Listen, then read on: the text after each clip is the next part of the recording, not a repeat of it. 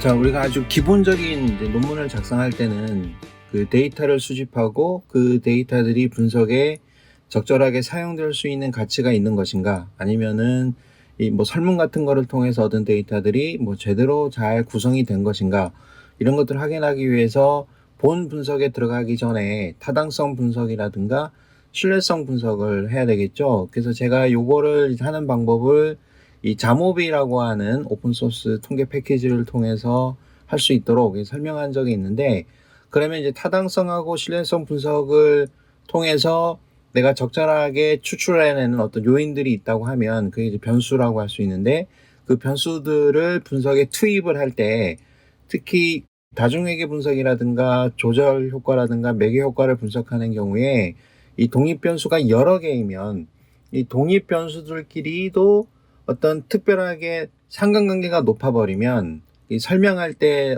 오류가 생길 수가 있죠. 그러니까 같은 거를 두 번 물어보는 게 돼버리기 때문에, 그래서 이거하고 관련해서 많이들 보는 게 다중 공선성이라는 게 있어요. 이 콜리니애리티를 보는데 그냥 멀티라고 쓰기도 하고 그냥 이제 멀티자를 빼서 쓰기도 합니다. 그냥 공선성이라고 써도 돼요. 그러니까 이런 그 관계들이 같이 움직이느냐는 거죠. 그러니까 독립 변수가 두 개가 있으면 예를 들어서 어떤 거는 뭐 킬로미터로 물어보고 어떤 거는 마일로 물어봤는데 숫자가 다르게 나오더라도 어차피 똑같은 거죠. 그럼 두 개를 독립 변수로 사용하면 독립 변수라는 게 투입이 많이 되면 많이 될수록 전체적인 모델의 설명력은 높아지거든요. 그러니까 통계학적인 숫자적인 설명력은 높아져 버리니까 그러면은 이거는 가치가 없는 거죠. 가급적이면 독립변수 숫자를 줄이면서 특정한 어떤 수준의 설명력을 갖는 게 굉장히 중요한 거기 때문에, 그래서 이 논문을 심사하거나 확인할 때 이 독립변수들 간의 관계에 상관관계가 있냐 없냐, 그게 있으면은 쓸데없는 변수들이 추가가 된 거다, 그러니까 문제가 있다, 이런 거를 제시하기 위해서 좀 이렇게 점검하는 경우가 있죠. 그래서 다중 공선성을 보고 이게 통과가 되면 그 이후에 이걸로 이제 다중회계 분석 같은 걸 하거나 조절 효과 분석, 매개 효과 분석 같은 걸 할 수 있겠죠. 그래서 여기에서는 그러면 다중 공선성 분석을 할 때 이거를 확인하는 거를 논문에 반영하기 위해서 어떤 식으로 분석을 해서 어떻게 반영을 시켜야 되는지를 잠깐 확인해 보겠습니다. 자, 이 과정도 그 여기에서 썼던 그 자모비라는 앱을 한번 사용해서 쓰겠습니다. 굉장히 이 논문 분석할 때 좋은 프로그램이에요. SPSS 같은 경우에도 보편적으로 많이 쓰지만 그건 유료 프로그램이고 돈을 주고 사서 써야 되거나 뭐 적당하게 라이센스를 확보를 해야 되겠죠. 근데 이거는 무료 프로그램인데다가 결과들을 좀 깔끔하게 잘 보여주거든요. 그래서 요거를 그 논문에 이제 많이들 쓰고 있죠. 자, 프로그램을 실행하면 이렇게 생겼어요. 지금 현재는 2.3.15 버전에서 제가 하겠습니다. 그럼 이제 데이터를 이제 불러와야 되겠죠. 데이터는 우리가 설문 같은 걸 받았으면 뭐 SPSS 같은데 저장해 두게 되면 SAB 파일로 저장이 되지만 이거 엑셀 같은 데다가 우리 쭉 정리하죠. 그 집계를 합니다. 그럼 엑셀 파일에다가 정리해 놨다는 거를 전제로 하겠습니다. 그러니까 엑셀 파일에다가 내가 설문을 조사해서 설문조사를 해서 이런 식으로 쭉 정리를 한 거죠. 그래서 여기는 독립 변수가 이렇게 4개가 있고 종속 변수가 하나가 있는데, 공선성 확인은 요거들끼리만 관계만 보면 되기 때문에 요 데이터가 중요한 것이고, 이렇게 데이터가 정리되어 있는 엑셀 파일이 있다, 이렇게 치는 거예요. 그러면 이제 이거를 자모뷰에서 이제 불러옵니다. 자모뷰가 실행된 상태에서 이쪽에 햄버거 버튼을 누르고 오픈을 눌러요. 오픈을 누른 다음에 그러면 내 PC에서 불러와야 되겠죠. PC에서 이쪽에 그 브라우저를 이용해서 그 파일을 일단 불러옵니다. 찾아서 불러오면 돼요. 그럼 이렇게 정확하게 데이터들을 잘 불러오죠. 예, 이렇게 되면 성공한 겁니다. 깔끔하게 잘 불러오죠. 지금 총 200개의 데이터가 있어야 돼요. 제가 200개를 만들어 놨거든요. 자, 이렇게 있고, 요거를 이제 분석하기 위해서는 여기 리그레션을 보는 거예요. 지금 그러니까 회계 분석을 당장 지금 하려는 게 아니라 이제 공선성을 보기 위해서 그런 겁니다. 자, 누르고 여기서 리니어 리그레션을 클릭합니다. 그러면은 대충 이렇게 기본적인 양식이 나와요. 여기다가 이제 앞으로 채워 넣겠다, 이런 말이죠. 그러면은 요거는 이제 디펜던트로 가는 거고요. 종속 변수고, 여기 4개가 독립 변수죠. 요거 4개를 처음 거 클릭하고 시프트를 누른 상태에서 마지막 거를 클릭합니다. 그 다음에 이거를 코베리에이트에 넣어요. 이게 독립변수란 뜻이죠. 이쪽에다 넣습니다. 그러면은 순간적으로 그 양식이 딱 채워집니다. 사실 이렇게 하면은 이게 회귀 분석이 사실 끝난 거예요. 아주 기본적인 변수들 간의 관계를 보고 요게 회귀 분석 표죠. 요거 그대로 넣으면 됩니다. 여기 에스티메이트를 베타라고 쓰면 돼요. 이거 쓸 때는 대문자 B로 써서 다 이탈릭체로 쓰면 되겠죠. 입력을 할 때는. 그럼 여기에서 뭘 보는 거냐 그러면 여기 그 가정 체크, 어썸션을 가서 여기 보게 되면 이게 공선성 통계량이라는 게 있죠. 자, 여기를 클릭해 봅니다. 그러면은 요게 끝난 거예요. 여러분들이 통계학 책에서 많이 보는 BIF 값, 분산 팽창 지수라고 하는 거하고 분산 팽창 요인이라고도 또 하죠. 이거는 공차 한계 톨러런스라고 합니다. 그럼 이거를 보는 방법은 요거는 책에다 이렇게 쓰면 돼요. 이거를 집어넣고 이렇게 집어넣고요. 그 표를 요거를 요 뒤에다가 이렇게 달아주세요. 이렇게 달고 요 표를 그대로 쓰면 돼요. 요것만 해도 되고요. 근데 요것만 있으면은 그리고 좀 뭔가 좀 허전하다 싶으면은 여기다가 요 표에다가 요 뒤로 달아주세요. 뒤로 그대로 달아서 요 순서는 관계가 없고요. 그 다음에 요거는 그대로 영어로 써도 되고 요거는 한글로 공차 한계 이렇게 적어도 되고 그냥 톨러런스라고 적어도 됩니다. 이렇게 논문 쓸 때 이거를 한글로 적어라 그러면 한글로 쓰면 돼요. 이거는 인터셉트는 이거는 상수, 상수항 이렇게 적어도 되고 영어로 써도 되고 여기는 변수라고 쓰면 됩니다. 그 다음에 이거를 쓸 때는 자 그러면은 이제 어떤 게 좀 통과가 됐느냐 안 됐느냐를 봐야 되는데 일반적으로는 아까 이쪽 자료를 보게 되면 여기도 보게 되면 이거는 어떤 식으로 탐지를 해내느냐 공선성은 어떻게 확인을 하느냐고 그러면은 여기 요 방법을 쓰는 거야. 보통 우리가 논문에서는 이 방법을 씁니다. 그래서 여기 보게 되면 아까 톨러런스가 있었죠. 그 다음에 BIF가 있었고 요거는 역수 관계예요. 그렇기 때문에 사실은 같은 겁니다. 그러니까 하나가 좋으면 다른 것도 좋고 하나가 나쁘면 다른 것도 나쁜데 이거를 판별하는 방법은 톨러런스는 공차 한계는 0.2나 0.1보다 적어야 되고 BIF는 5나 10보다 크면은 이거는 문제가 있다 이렇게 본다는 거죠. 그러니까 우리나라에서는 보통 우리가 논문을 쓸 때는 우리나라라기보다는 요 0.1, 10을 기준으로 합니다. 그래서 요거는 이미 다 알려져 있는 거예요. 그래서 논문에 기술할 때는 제가 봤더니 BIF 값이 10보다 다 작다. 그러니까 이거는 공산성에 문제가 없다. 이런 식으로 그냥 기술해버리면 됩니다. 아니면은 어떤 특정한 요인은 BIF가 높았기 때문에 10보다 더 높았기 때문에 공성성에 문제가 있다라고 확인이 되었다. 이런 식으로 기술하면 됩니다. 그 다음에 그거를 두 개를 다 여기 톨러런스라든가 그 BIF를 적절하게 동시에 그 말을 잘 써서 풀어 써서 기술해줘서 입증을 하면 되는 거죠. 그렇게만 적어주면 돼요. 표에서는 숫자를 제시해주고 본문에서는 통과했다 안 했다 확인이 됐다 안 됐다 그렇게만 적어주면 됩니다. 그러면 여기 같은 경우에는 자 BIF는 10보다 크면 문제가 있는 거죠. 요 두 개가 문제가 있는 거예요. 요 두 개의 변수가 여기 지금 숫자가 이렇게 나왔죠. 이거 어마어마하게 크죠. 그러니까 이거는 같은 변수라는 거예요. 사실상 이렇게 얘기를 할 수 있고 그 다음에 요거 같은 경우에는 지금 0.1보다 작으면 문제가 있는 거 아니에요. 0.1보다 작죠. 그럼 요거 두 개가 있으니까 여기다가 집어넣고 여기다가 스타 표시 같은 걸로 각주 표시를 해서 이 두 개는 뭐뭐보다 작다, 뭐뭐보다 크다 이런 식으로 이제 표시를 해주면 됩니다. 그렇게 해서 본문에서는 문제가 있다 이렇게 보면 되고 가끔 이제 논문을 보게 되면 D값이라고 그래서 그 더비나츠 값을 요구하는 경우가 있거든요. 요런 거 있죠.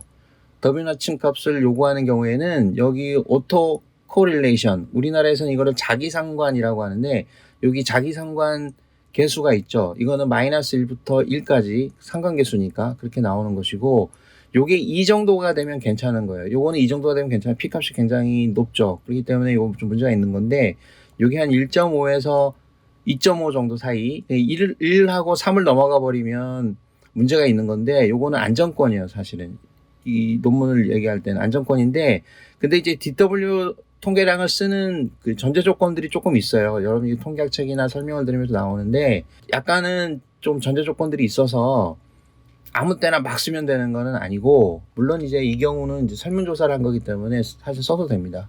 써도 되지만 요거를 나는 요 값을 꼭 논문에 쓰라고 요거를 받았다. 그러면은 여기를 체크하시고요. 기본적으로는 요거 정도만 해서 통과를 시키면 됩니다. 그러면은 이렇게 해야 되면 끝난 거예요. 끝났는데 사실은 이제 요거 하기 전에 제가 추천하는 방법은 요것도 쓰는데 요거는 반드시 필요한 거고 공정성을 확인하기 위해서 그 다음에 요거 전에 요 변수들 간의 상관관계 분석을 해서 상관관계가 상호 간의 상관관계가 0.9보다 넘는지 그럼 1에 가까운 거 아니에요. 그러면 두 개 상관관계가 굉장히 높거든요. 그 테스트도 한번 해주는 게 좋습니다. 그러니까 여기에서 있는 것처럼 다시 한번 해볼게요. 여기에서 요 correlation 요게 상관관계죠. 여기를 클릭해서 요 4개의 변수 클릭, 시프트 클릭 해서 요거를 집어넣어주고 요거의 상관관계를 보는 거예요. 이렇게 보면은 이 같은 경우에는 상관관계가 요거 같은 경우에는 0.C하고 D가 0.9가 넘죠. 유의 수준도 0.001보다 작고 그러면 요거는 상당히 상관성이 있다는 겁니다. 요 두 개가. 그 요것만 가지고도 요 두 개가 문제가 있다. 그래서 변수를 제거해야 됩니다. 그러면 이런 문제가 생겼을 때는 처음에 자 여기 있는 것만 가지고 보여주지 말고요. 요거를 먼저 보여주고 자 요것도 상관관계가 있죠. 그래서 문제가 있다고 나왔어요. 라고 기술을 해주고 자 요렇게 또 다중공상성 분석을 해봤더니 요 공상성 분석이니까 해봤더니 또 이런 식으로 해서 요 둘 간에는 문제가 생겼다 확인이 됐다라고 기술을 해주고 그럼 이런 문제가 생겼으면 어떻게 하느냐 변수를 제거해 줘야죠. 아주 극단적인 경우에는 설문조사를 다시 하거나 그 연구 모델의 모델링을 다시 해야 됩니다. 그거 아주 심각한 문제가 생길 수 있죠. 근데 여기서는 둘 중에 하나를 잘 선별해서 빼줘야 되거나 아니면 이럴 수밖에 없다라는 거를 내가 최선을 다해서 합리화를 시켜야 돼요. 여러 가지 근거를 대서. 근데 그거는 어렵죠, 보통. 그렇기 때문에 여기서는 변수 하나를 제거해야 됩니다. 적절하게. 그래서 처음부터 다시 돌아가서 이거를 잘 제거될 수 있게끔 명분을 잘 만들어서 그거를 일단 빼서 이런 문제 때문에 요거는 뺐다. 둘 중에 하나가 문제 있는 것 같아서. 그렇게 해서 그 다음에 본 분석으로 회계 분석으로 이렇게 넘어가는 게 좋습니다. 그러면 이거는 일단 문제가 있는 것이죠. 그렇죠. 근데 요거는 제가 좀 문제가 있게끔 하기 위해서 약간 자료를 조금 만든 거거든요. 그러면 이제 정상적으로 나온다고 하면 어떤 식으로 나오는지 물론 이제 뭐 이게 모양은 똑같지만 한번 확인해 보겠습니다. 그러면 제가 여기에서 다른 자료를 한번 불러볼게요. 오픈을 누르고 자 이렇게 새로운 자료를 불러니까 새로운 창이 뜨죠. 하나 창이 추가로 뜨는 겁니다. 여기다가 추가가 돼버리면 안 되죠. 별도로 떠야지. 그래서 별도로 창이 하나 뜬 거예요. 여기도 같은 모양인데 한번 해보겠습니다. 처음에는 상관관계 분석을 한번 해보겠습니다. 요 4개에 대해서 그러면은 이렇게 나오죠. 그러면은 아까 여기에 0.09까지 나왔죠. 이런 식으로 나온 거예요. 그러면 지금 전체적으로 보게 되면 0.9 이상인 게 없죠. 그래서 요거를 보여줘서 됐다. 상관관계에는 변수 간에 뭐 문제가 없다. 이걸 보여주고 이런 걸 또 그림으로 보여주고 싶으면 여기 플랫을 누르면은 또 그림으로 되긴 합니다. 꼭 요게 필요하다면 하세요. 쓸데없이 뭐 장수 늘리기 위해서 할 필요는 없습니다. 그 다음에 이제 공산성 확인을 들어가야 되겠죠. 리니에 들어가서 요거는 디펜던트로 빼주고 요 4개를 전자 선택해서 요 코베리엇으로 넣어주고요. 그러면은 이쪽에 칸이 만들어지고 아까 나왔던 거는 그냥 있는 거예요. 그 다음에 이쪽에 공산성 통계량을 클릭해 줍니다. 그러면 나오죠. 그러면 이게 10보다 작죠. 10보다 크면 안 되니까 아까는 26 이렇게 나왔잖아요. 10보다 작고 이게 0.1보다 큽니다. 그러니까 요거는 성공을 한 거죠. 그래서 요거를 데이터에 집어넣을 때는 요거를 요 두 칸을 요쪽에다가 집어넣어서 요것만 적어줘도 된다고 그랬고 요쪽에 적어줘서 요 에스티메이트만 요것만 라지 B 대문자 B로 바꾸고 요거를 다 이탈릭체로 적어주세요. 그 다음에 여기 0.0.0. 요거는 그대로 놔두고 0.0. 이런 거는 다 소수점 이하짜리만 써야 됩니다. 그러니까 여기 있는 0들은 다 빼야 돼요. 그거 다 쓰는 요령이에요. 이런 것도 그 0은 다 빼야 됩니다. 왜냐하면 1보다 클 수가 없기 때문에 1보다 클 수가 없는 소수는 0을 쓰지 않습니다. 여기서는 일단 적어줬죠. 편의상 적어줬고, 요런 거 적어줄 때도, 요런 표를 적어줄 때는 요것도 제가 따로 한번 생각을 해봤는데, 요 표를 그대로 갖다 붙이면 안 되고요. 자, 요런 모양으로 만드세요. 요런 모양. 지금 제가 여기 1, 2, 3, 4 번호를 붙여놓고 변수를 적어놓고 이쪽에 1, 2, 3, 4 적어놨죠. 그러니까 요건 1이고 요건 2고 요건 3이라는 말이에요. 그러니까 여기도 이걸 쓰고 여기도 이걸 쓰고 여기 있는 것처럼 똑같은 말을 두 번 쓰지 말고 이쪽에다가 연번을 달아주고 그 번호를 여기에다가 써줍니다. 그죠? 그 다음에 요거를 한번 제가 복사해 볼게요. 여기 클릭하면 오른쪽 버튼 클릭하면 이렇게 카피해 올 수 있거든요. 그 테이블만 카피할게요. 자, 여기다가 이제 붙여넣기 합니다. 그러면 이런 식으로 표가 만들어지죠. 깔끔하게 되어 있는 것 같지만 이거를 제가 테이블 디자인에서 레이아웃에서 눈금선 보기를 누르면 이게 굉장히 좀 복잡하게 되어 있어요. 사실은 이렇게.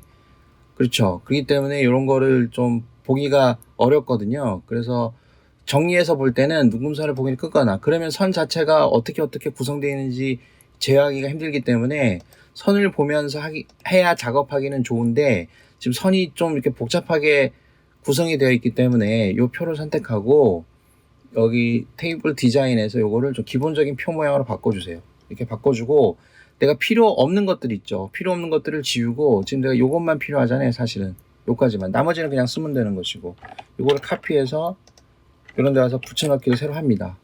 그 다음에 요거는 요 선만 클릭해서 요 열을 삭제하고 그 다음에 이렇게 해서 열을 삭제하고 이런 식으로 하면 되겠죠. 그러면은 요 세 칸만 남는 거거든요. 이거를 보는데 이것도 자 이런 식으로 하면 안 돼요. 여기에서도 요런 형태로 쓰면 안 되고 요 숫자를 그대로 여기다 적어주죠. 적어줄 때도 이게 상관계수이기 때문에 그러니까 이런 데 쓸 때는 이거 복사해 드려요. 마이너스 점 419 이렇게 적어줍니다.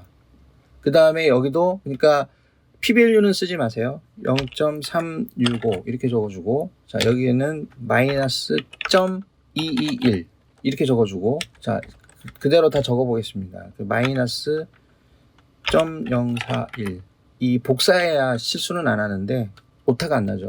복사를 해야. 그 다음에 여기는 마이너스 0.092 이렇게 해놓고 나머지는 여기는 하이픈을 쓰면 되겠죠. 원래 이제 롱 대시를 써야 되는데 이렇게 하이픈을 쓰고 대각선은 지금 요인이 하나이기 때문에 똑같은 숫자에서 비워놓습니다. 그 다음에 이런 게 중요한 거예요. 만약에 이게 0.01보다 이거 작고 크고 작죠. 그러면은 지금 0.1보다 다 작고 요런 게 중요한 거예요. 근데 보면은 0.05보다는 작고 그러니까 요거 두 개는 좀 크죠. 요거 두 개는 크니까 놔두고 여기는 표시하지 않고 여기 같은 경우에는 하나만 있으면 되죠. 요렇게 해서 0.01보다 다 작더라 이렇게. 그러면은 여기 세 개의 어깨에다가 이렇게 스타 표시를 해줍니다. 여기도 해주고 그냥 구체적으로 몇인지는 굳이 밝힐 필요가 없어요. 이렇게만 해주면 돼요. 나머지 쓸 필요가 없어요. 지금 이것도 글자 글꼴에 따라서 이 글자가 요 스타 표시가 좀 크거나 작거나 그렇게 보일 수 있기 때문에 자 이런 거는 이렇게 사실은 이제 위첨자로 이렇게 해주는 게 좋겠죠. 이렇게 위로 올라가죠. 그래서 다시 카피해서 이거를 이렇게 글자가 어깨에 걸린 것처럼 이렇게 보이기 때문에 이런 식으로 해주게 되고 자 요거를 한번 확인해 보겠습니다. 원래 인쇄하면 어떻게 되냐 눈금선 없으면은 이런 모양으로 보이는 거예요. 그래서 표를 요렇게 만드세요. 이렇게. 그래서 선도 요거 하나 둘 세 개만 그리고 내려긋는 세로선은 그리지 않습니다. 요게 완성된 거예요. 요런 형태로. 그 회귀 분석표를 나중에 복사해서 와서 그릴 때도 요 표기 형태로 그려주는 게 좋습니다. 자, 이렇게 해서 통과가 된 것이죠. 그러면 여기서 상관관계 분석에서도 전부 다 상관계수가 0.9보다 작아서 변수들 간의 상관성이 높다고 할 수 없다. 이렇게 얘기를 하고 그 다음에 나중에 요 표하고 요 표를 결합을 해서 여기에서도 분산 팽창 요인하고 그 다음에 공차관계에서 문제가 발생되지 않았다. 이런 식으로 기술을 하면은 됩니다. 다 해서 그러면은 이렇게 다 통과가 됐기 때문에 이제 뭐 회계 분석을 실시했다. 이런 식으로 해서 그 다음에 또 회계 분석에 대한 내용을 논문에다가 쭉 전개를 해주면 됩니다. 굉장히 심플하게 돼 있죠. 이런 값은 이제 공식이 사실 어려운 건 아니기 때문에 엑셀로도 막 공식을 집어넣으면 풀 수는 있어요. 그 다음에 이제 다른 패키지를 사용할 수도 있고, 근데 이제 이렇게 간단하게 쓰면은 편하기 때문에 아마 요 과정은 변수만 잘 뽑아내서 지금 정리만 되어져 있는 상태라면 이거 뭐 똑깍똑깍 하는 거 마우스로 이렇게 툭툭 건드리는 거는 몇 분 안 걸리죠. 금방 끝납니다. 그리고 거의 논문 쓸 때는 타당성, 신뢰성 분석을 좀 제대로 하고 그동안의 설문지 구성도 뭐 정상적으로 잘 했으면은 요 부분은 대부분 그냥 자연스럽게 잘 통과가 됩니다. 그렇기 때문에 거의 뭐 요식행에 가까운 거지만 어떤 그런 형식을 갖추는 것도 논문에서 좀 중요하기 때문에 혹시 이런 거에 대한 기술이 논문에 필요하다면 이런 방식을 활용해서 한번 적용해 볼 것을 추천합니다.